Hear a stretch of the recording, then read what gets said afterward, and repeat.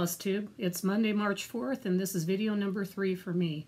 Weather here in Utah was about 32 degrees, puffy blue clouds and sunshiny, but now that I've started the video, it has turned into more clouds than blue sky. We're supposed to have a high of 41 today, so we'll see. If you're joining me for the first time, I'm Colette, and I'm the Highway Stitcher. And I'm here to show you my stitching on the highway and at home. I do have some highway updates to tell you about since my last Floss Tube. Stitching, bobbin lace, and a little bit of haul, and some plans. First, the highway update. On Wednesday, February 13th, I took off for Southern California, and I was gone for about 10 days. The first part of my itinerary was going to the Winter Lace Conference in Costa Mesa, California, where I was taking 2 bobbin lace classes. The treat of the whole conference was that this year I got to meet Arlene Cohen from Works by ABC Designs. Arlene came to Lace also, and we were able to meet there and talk lace and stitching. This was the first leg of her travels. She was heading to San Francisco after Winter Lace Conference to meet up with other friends and to do other things up there. And I just wanted to let you know that she's an absolute joy to be with. She is so sweet and so kind. And I had so much fun talking to her about our twin loves of bobbin lace and stitching. Thanks so much, Arlene. It was just a treat. And I can't wait to meet you again at Stitchinanigans in Arizona in April, which is coming up fairly shortly now. After the visit to Winter Lace Conference, I headed down to my sister's house in Awanga, California, which is about 45 minutes east of Temecula, California. It's way out in the country. She lives on property out there, up in the foothills. It's about 4,000 feet up. Then after that, I spent about 5 days there, and then after that, I came back and spent one more day back in Brea with the SoCal Cross Stitchers, which had a meetup that day. Some fellow floss tubers showed up too, which was pretty cool. The weather down there was really bad. As I was driving from probably St. George on down, it was pouring down rain. The whole 5.5 hours from St. George through Las Vegas, through Baker and Barstow, Victorville, and all the way down to where I was staying the first night in Walnut, California. It poured down rain. I was getting to the point where I was starting to wish that some snow would come just to change the monotony of the rain. I pulled off several times on little roads in the desert and just sat there watching it rain and read a book for a few minutes because I was just so sick of the rain. But thank goodness everybody drove fairly decently. There were no accidents, nothing, so I was pretty happy with the drive as far as people driving. They were very kind and courteous, and we made it down just fine. When I was at the Lace Conference, it was totally pretty much cloudy, rainy off and on there. And when I headed up to my sister's house in the foothills, we had 2 days of sunshine, maybe about 50 degrees or so, and then 2 days of just constant snow. Her snow is more of a wet snow than ours. Ours is kind of a fluffy, dry snow, and hers is pretty wet. It poured on pretty thick. So it was amazing to be there. I hadn't been to her house for years and had any kind of snow. So anyway, but on the 2 days where we had clear skies, we also did some fun things. We spent some time hiking. My sis and I love to hike. We also went some cemetery searching, date shopping, because I love dates, all kinds of dates with walnuts, chocolate covered dates of any kind I love. And county fair spectating. We went to the local county fair, which is called the Indio Date Festival. It's a Riverside County fair there. I'm a genealogist, but I wasn't really going to the cemetery searching for genealogy and relative finding. I was actually going there for some star searching. A lot of times when I'm in Southern California, and even when I still live there, I would go and search for famous people who lived in, who were who lived in Southern California and were actors, actresses, and where they passed away and where they were buried. And up there in Palm Springs, where we went, I went to the Desert Memorial Park, and I saw where Frank Sinatra and Sonny Bono of Sonny and Cher were buried. So that was a treat, and for me anyway. And then finally on my last day, I spent it back in Brea, the area that I first came to, and met up with the SoCal Stitchers, which is the group that I used to meet with all the time when I lived in Southern California. And we were really lucky to have Sarah of Stitching Mommy, Shelley of Key X Stitch, and Candace of Slub Lover Stitches come visit and join our group of 8 people.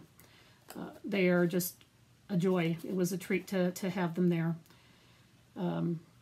Afterwards, we went to a local needlework store that was closing and having discounts on their patterns and on linen and floss. And it's L&S called We of the Needle in Brea. And I did get a little haul there, which I'll show later. And then on February 25th, I headed back to Utah. There was a lot of snow. I was surprised in the desert. It's generally not much snow there. And I would have to say probably California is starting to get out of its drought. They've had quite a wet winter, snowy winter in the mountains. And that's good. They've needed it. It's been a drought so long down there that I think everybody's forgotten what it's like to have rain or snow in the foothills and mountains. So that's my life updates for now on the road, highway life updates. So I'll go on and show you some of the things I did, and as far as stitching and lace. So I took 2 lace classes at the Winter Lace Conference, 2 days for one, 2 days for the other. The first 2 days were my Milanese lace. Milanese lace is a lace that originated in Italy. And it's well known for its beautiful braids and also its color, which gives it a more contemporary feel. I really can't show off the piece that I was working on down there. It's a piece I've been working on for about 5 years. And it's a gift for somebody close to me. And so I really can't show it here because I know they'll be watching my Floss Tube. So anyway, I decided that I'd show you a piece of completed Milanese lace, since it was one of the first laces that I did, and I just love it and enjoy it. This is, and please excuse the glass, I'll see if I can get it at a good angle here. This is a Milanese Phoenix, and as you can see, it's more of a contemporary look. It's got different colors for the different feathers of the Phoenix. The braids are different braids, and the colors are different colors. And I did this probably about 2 years ago and had it framed. And anyway, it gives you an idea of what Milanese lace is. And it's a really fun lace. It's a lace that's a good beginner lace for some of the beginning patterns that they have, and then you can move on to lots of other patterns to do. So anyway, that's the Milanese. And the other lace I worked on was Idria, which I had mentioned in my last podcast when I showed you a picture of Idria for my flower basket. Idria lace was developed and started in Slovenia, and it has a lot of decorative braids, fillings pretty much to it also. And I can show the picture to you. I mean, I can show you this actual lace, what I was doing, and also my lace, which is still on the lace pillow. This class was called Rainbow with Decorative Elements. As you can see, it's like a rainbow with different fillings that are used in Idria lace. And Ali Marguccio, who was a teacher, finished it off this way with allowing the lace threads to hang down and then putting some butterflies, like scrapbooking paper butterflies on it. And I have some ideas of what I want to do with this when I'm done. that will lend itself to this, I think, a lot. As you can see, she used a lot of different colors. She said you could do traditional rainbow colors or do whatever you want. I opted to do just whatever colors that I wanted, bright Idria thread colors, and did the different braids. Here it is on my lace pillow, still pinned on there because, of course, I have not finished it yet. Let's see if I can get this. That's probably the best way without the glare. I finished 4 of these braids. I mean, fillings, braids, whatever they're called. And started on the 5th. And the different names for these, it's just funny, the names they have. The first one down there at the bottom is called Sunshine, the red one. Like I said, I just wanted kind of my own colors with this. The second one was a claw stitch tape. The third was called a Sucane Slints with the blue. The fourth is also a claw stitch tape in green. And I'm going to skip to the stitch 6, which is a half stitch stitch. And then I'm going to go back and tell you about the purple, which is the slints. And the funny thing about the slints is my teacher, Allie, asked what slints meant in their language, because she was curious to tell her students what it meant. And she didn't believe him at first. She ended up talking to her teacher, saying, it can't be what these friends of mine in Slovenia are saying it is. And her teacher says, yes, it is. Slints means spit. And the reason why is because the teacher told Allie from Slovenia that the people in Slovenia thought that it looked like somebody spitting on the ground with the area in the middle where it starts like dragging out or whatever. We just laughed at that. We just thought that was hilarious. So anyway, that's what slints means. I do not know what Sucane means for the other filling, but this has been a joy to stitch. It's been really, really fun. So I enjoyed it quite a bit. And the only reason those bobbins are staying upside down is because they are pinned with that bobbin lace holder. Otherwise, they'd be falling down. But I thought you might enjoy seeing it on the actual pillow. I do work on it flat. You work on it this way. You take the pins out and work with the bobbins this way. Sometime I'll try to get you maybe a lace with me video, but I thought you might wonder why they're just hanging there in the air, but they are being pinned carefully. So that's what I did with my lace, Winter Lace Conference. That was pretty fun. I enjoyed that a lot. I didn't get a whole lot of lace haul. I have practically everything that I ever want, and I'm just trying to save money for retreats. But I did pick up 2 things there. The Lace Museum was there vending, and this has to do with my sister and I liking to hike, and we like wearing our caps and our little backpacks and stuff when we hike around. So Lace Museum had these lace caps with lace on them. Glare is bad today. And says Lace Museum on the back. So anyway, I thought this would be something good for me to wear as I was hiking because it's lace related and stitching related. So anyway, that's what I did that's one of the things I got vending. The other thing I got is a little more serious. I also got a yarn bowl. I do some crocheting and knitting, and I had a dear friend in Southern California who was a stitcher, and her name was Carol, and she passed away of bone cancer. I think it's been about 3 or 4 years now, and I miss her so much. She taught me so much about lace and about different types of lace, and she helped me a lot with things and was such a sweet person, and I loved her. Her husband is just an outstanding woodworker. He exhibits at the Orange County Fair. He wins everywhere he goes. And he decided to make these yarn bowls for the lace makers if any of them wanted to buy them. And I just couldn't pass it up. It makes me think of Carol and her husband Bruce, who I both love a lot. And this is just a beautiful, beautiful wood. He kind of shaded it into another wood that he used in the back.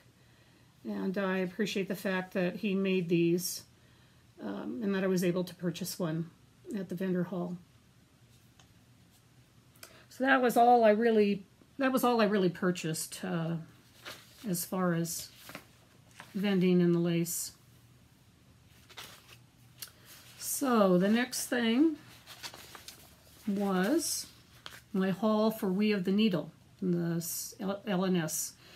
I really only picked up two things there. I picked up a pattern by Sampler Cove. It's called Double Dutch.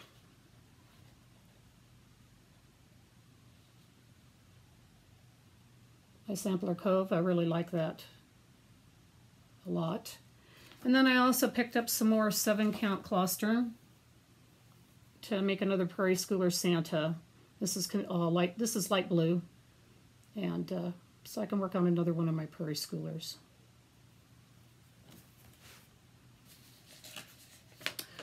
And then, since I'm showing haul right now, I might as well show my monthly floss haul.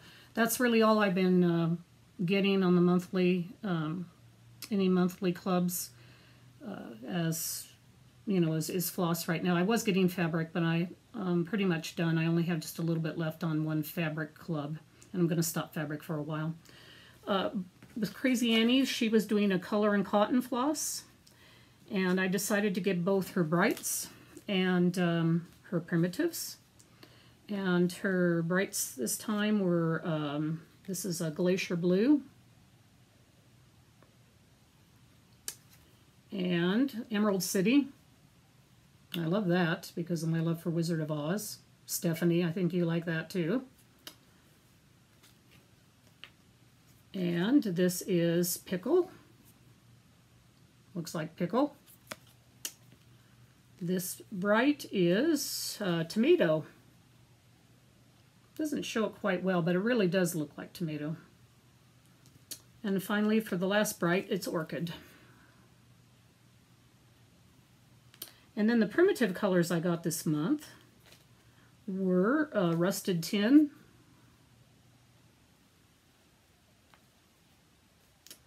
Battleship, Brandy,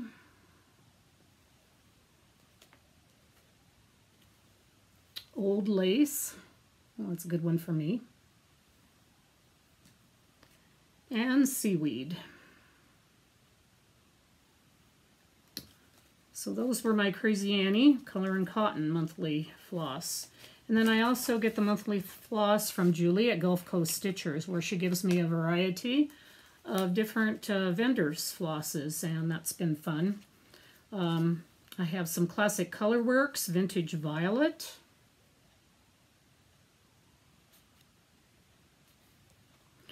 Classic Colorworks Tufted Yellow,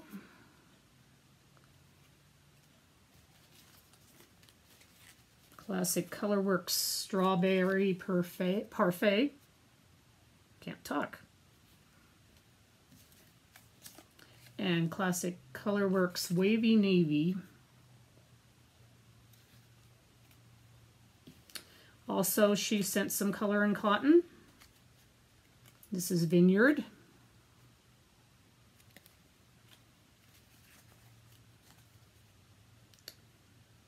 Colonial Silver, probably should have had on my glasses. And Dracula, look at that. And then also 1 Week's Dye Works, which is Stepping Stone. And 2 Ship's Manor. Cinnamon Roll. And Prim and Proper. Okay, on to stitching.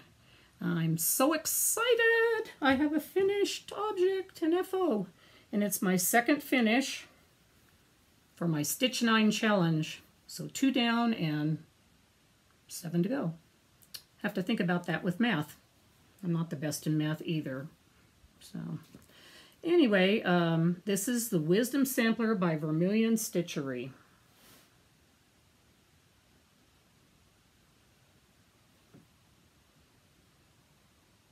It's stitched on 32 count, cream, linen, with all the called for DMC floss. I'm so excited about this. I've worked on this for years and just finally got back to doing it. I was definitely getting wisdom burnout though. I couldn't get a lot done at the retreat and at my sister's. I did work on it a little bit, but the majority of it, the specialty stitches, which are right there below the writing, there were some lantern stitches, and then the back stitches, of course, on the flowers, were all done this last week. And I'll tell you, and as well as my initials and the date. And I'm telling you, I was beginning to get wisdom burnout. I'm very glad that I can get back to some other whips to work on. And the only other piece that I even got any chance to work on, since I was concentrating totally on wisdom, is Peacock Garden, and that was only when I got back to Utah. And the main reason I picked this up when I was done was because of magical stitches. I'm not always good at doing the homework for magical stitches in my house, which is Gryffindor, which I hope nobody knows that I'm in that house because I haven't always kept up on my homework the best. But the March 1st through 3rd homework was to stitch stitches from your list, 300, but I never got a list up, so I had to do 600 instead. And I wasn't done with the whole peacock yet, and I had only done this side up to about here. So I thought, well, I'm going to try to get the whole rest of this done if I could, all the way down. And I didn't know how many stitches it was, but I ended up working on that. We had to turn in our homework last night at midnight, and I got 712 stitches done, which I was pretty happy about, but I still kind of missed out. I didn't quite get done the last few stitches to finish the peacock, but it's probably 100 stitches left, I would say, so I'll be done with it fairly fast. So that was really the only other stitching I had done. Mr. Peacock's almost done. I'll move on to one of my other mystery cells. My plans going forward. I'm planning on starting a rotation again because of the burnout I had doing one piece. And I usually don't do just one piece. I really like working on several pieces. So I've decided that I'm going to work on my 3 mystery cells for 2 days each. I'm going to pick up Peacock Garden for 2 days, then move on to Frosted Pumpkin, which is Pumpkinville, and then move on for 2 days on Tiny Modernist Words to Live By, which leaves one day, Sunday, without anything. So I'm going to go on to Spinning the Wheel on my Tiny Decisions app and just pull up whatever and work on that on Sunday. I'm also trying to continue on the Stitch 9 challenge, but I don't want to get burned out again. So I plan on doing 4 days on the Prairie Schooler Santa pillow. 4 days will get me a lot of work done on it. And then for the other 3 days of the week, I'm going to spin my wheel and see what it falls on and work on it. Because I really need some stitchy variety in my life right now. But there is going to be one change to that come this weekend. Bendy Stitchy, Michelle Garrett, is doing a birthday sale for her birthday. And instead of starting a new project or working on one of her whips, she decided to do it according to the initials of her floss tube. And then the last part I'll tell you about too. And those participating are going to do like a B for one day on Friday, and a G on Saturday for Stitchy. And on Sunday, she asked for us to do something that sprinkles a little kindness on us or others. So I have my choices here for her birthday sale. I'm going to work on, for B, my choices is Prairie Schooler, where the bees are, or where there are bees. Maybe I should call it where the bees are. Anyway, I did start this up probably about a couple months ago. Didn't get a whole lot done on it. Still in the Q-snaps, but decided to work on that. It's on an even weave ivory with the called for colors. My second one will be, which is a G for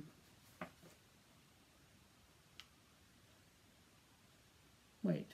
Okay, that was wrong. It has to be an S for stitchy. Well, this will work still for the S. I don't know what I'm thinking. Sorry about that, Michelle. Anyway, this is Sheep May Safely Graze. I was going to use the graze for the G, but instead I can use the S for the sheep, so it still works out. I don't know how I messed up with that one. Anyway, the Sheep May Safely Graze is by Homespun Elegance. I started this for Stitch Mania, and got a little bit of it done. Just worked on it the one day that I was supposed to work on it for Stitch Mania. And it's on like a vintage country mocha with the called for threads, which I believe are DMC. Yeah. And enjoying that quite a bit.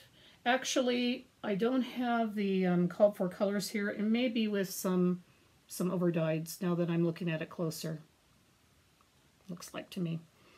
But that, I was excited to choose that because that it works with her cell. Okay, now let's see if this one's right. Of course, this one I can pick for whatever I want because it's sprinkling a little stitchy kindness. I spent the time with my sister, and I love her so much, and she's like a best friend as well as a sis and a relative, and it makes it great. And I've been working on a piece for her, and it's a piece by Erica Michaels called A Sister. And since I've been thinking about her so much, love her so much, I decided that I would pick that so I could sprinkle a little stitchy kindness on my sister as I work on this for her. I started in the middle. That's what I got done. And this is what the pattern will look like. Unfortunately, I lost the regular pattern. I can't find it, but at least I had this copied down, this in the pattern itself. A sister is a little bit of childhood that can never be lost. And that's how I feel when I'm with her. It's like we go back and do all the fun things that we did as children, reminisce, do all the things we like to do now too. So anyway, that's my plan for however long it takes me to get back to another floss tube. That should work pretty well. That's it for number 3. And I thank you for checking in and subscribing, and thanks so much for your kind comments. Sometimes I think, oh my goodness, this is kind of crazy, and it gets a little scary sometimes. So anyway, I appreciate all the kind comments that everybody's given me. And stay tuned at the end for pictures from Winter Lace Conference, from at my sister's, from our Stitchy meetup, and pictures on the road. And remember, please, to look for the beauty all around you.